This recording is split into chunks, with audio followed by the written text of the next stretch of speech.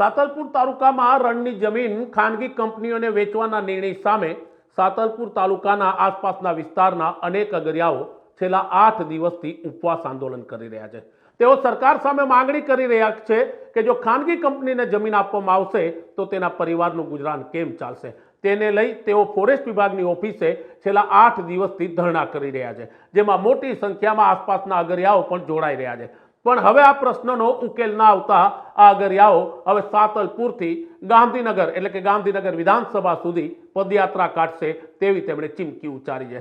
અગરિયાઓનું કહેવું છે કે ખાસ કરીને છેલ્લા અનેક વર્ષોથી તેઓ આ જ રણમાં મીઠું પકવે છે અને મીઠું વેચી તેમના પરિવારનું તેઓ ગુજરાન ચલાવે છે, પણ રાજ્ય સરકાર ખાનગી કંપનીઓને જમીન આપી નફો મેળવવા માંગે છે, તેને કારણે અમારું જીવન બરબાદ થઈ શકે છે અને આ જ માંગણીઓને લઈને તેઓ આંદોલન કરી રહ્યા છે। પણ આંદોલનમાં કોઈ ઉકેલ ના આવતા હવે આવનારા સમયમાં અગરિયાઓ પરિવાર સાથે સાતલપુરથી લગભગ 200 કિલોમીટરની પદયાત્રા કાઢી તેઓ ગાંધીનગર પહોંચશે અને ગાંધીનગર વિધાનસભા ખાતે મુખ્યમંત્રી અને સરકારના સંબંધિત અધિકારીઓને રજૂઆત કરશે।